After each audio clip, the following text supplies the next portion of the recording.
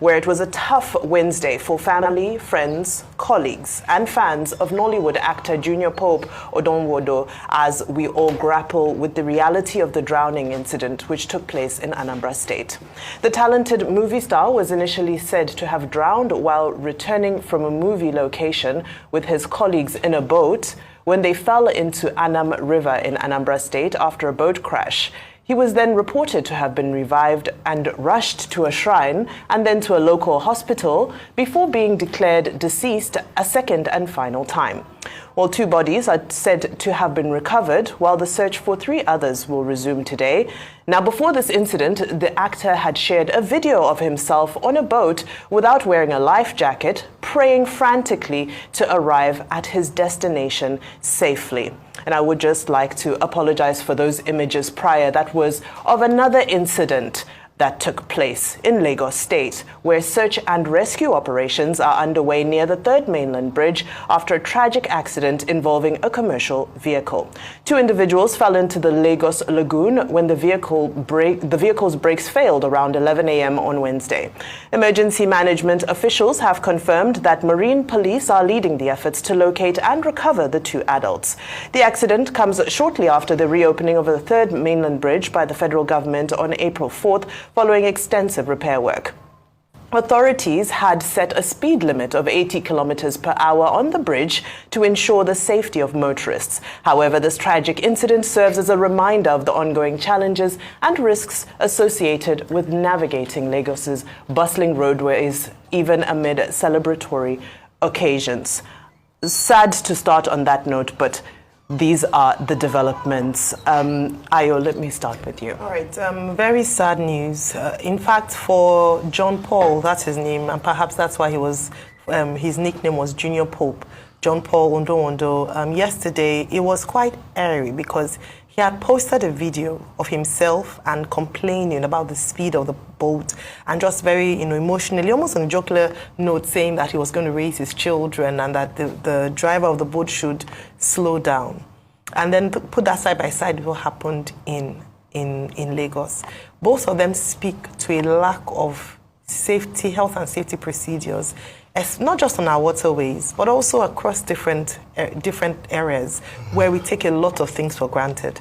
Our hearts go out to his family members because this is still very fresh, and so it is unfortunate. But I'm hoping that it would then bring up conversations and for us to take action. Yesterday I spoke about even the markets when we have incessant fire outbreaks. The fact that there ought to be proper training for personnel. On no account, talking about the waterways now, should anyone go on the water without wearing a life jacket.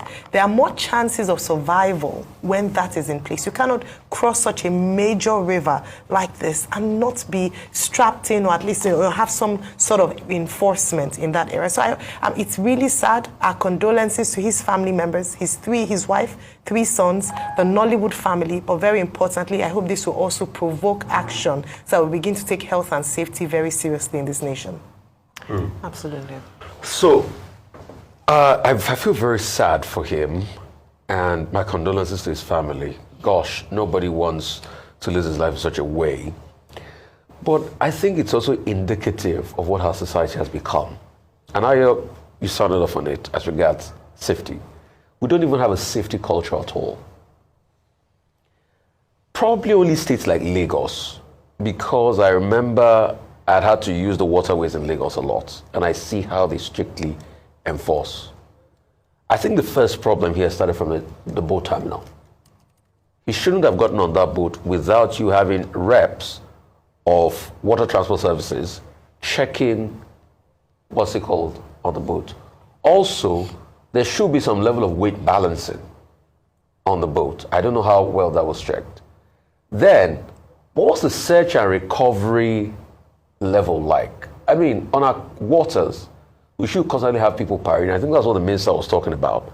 Going across the waters from time to time and seeing if there's a mishap so that people can go in there. And it's not today we've constantly had both mishaps. We've even had worse than that. And the question is, what are we doing? It was just like the case of the fire, where a television crew was capturing that and it got on TV. And I thank God for the bravery of the journalists, but I'm also sad. She could have been killed. Where were crash helmets while she was reporting? So even when we celebrate the birthday of the journalist, for a site like that you know it's fluid, that fire had already gone into cement and it's already kicking the building, the basic level of protection should be a crash helmet, even as reported. The area should be cordoned off. So an area should be cordoned off, but you can also see that there was access to the area, and God only knows how many people could scamper around. So except we have a safety culture, we're not going anywhere. And the question is, what is safety? Safety is everything in life. There are a lot of people, they can't even consistently do a CPR as we speak. There are a lot of people, they don't even need to know how to, if you have a fire today, there are a lot of people that don't still understand that you spray the fire extinguisher at the base of the fire. We don't have fire drills. I remember there was a time I was at London St. Pancras Station and there was a fire drill. We don't have mass fire drills like that. We don't even have a safety culture. We don't even know about these things. A lot of people can't do an Emlich maneuver. So it's a national clarion call for imbibing the tenets of safety in everything we do. Yet again, the sad part of our country is that people die very avoidably. We could have avoided one too many of these deaths. Absolutely. My commiserations to his family. I think that the big issue here is that, again, Nollywood is having to mourn. It's not just about Pope Jr., it's also about the other persons that died. We sympathize, we commiserate with the affected families. The lady whose movie was being shot has been called out that she did not make adequate provision for safety. But the truth of the matter is that we are completely a negligent country.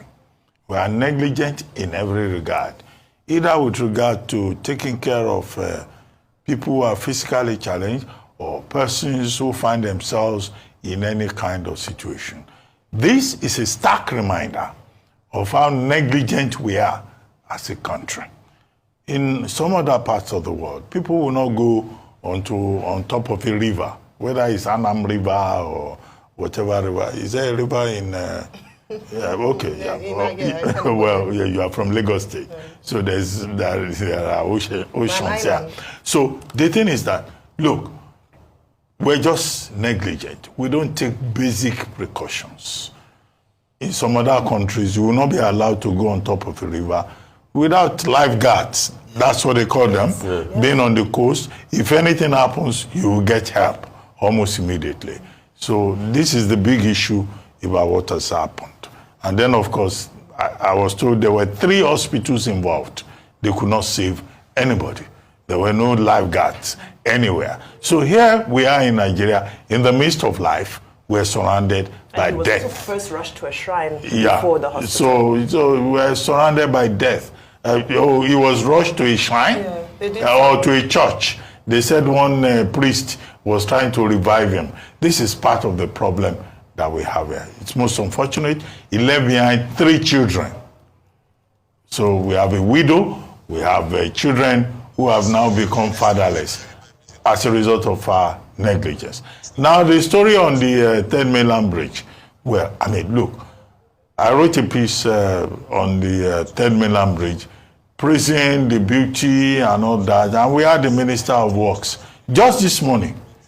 Now, since that bridge was completed, there was one bus that ran, that almost fell into the river. That one didn't go through. Then you have this second one now, 2 people ended up in the river. Again, we don't have enough security. The Minister of Works was saying they are trying to put up an observatory, to monitor security and to address emergencies on that bridge. Well, that will help. All right. But maybe they should raise the bar, the railings, yes, so that, trucks, buses don't just jump. Okay. And then education. They have set a limit about speed limit on that bridge. Nobody enforces speed limit in Nigeria. Put a speed camera there. And all these people, all these bus drivers and all these Korokwe people, There's one thing I see around Victoria Island. Yeah, those people are unruly. Nobody controls them. Okay. Doctor. You say you want to manage transportation, but you put people who are half mad onto the streets, driving vehicles. They are jumping into the river. They are jumping into other vehicles. These are issues that the Nigerian government also needs to look at in terms of public transportation. Other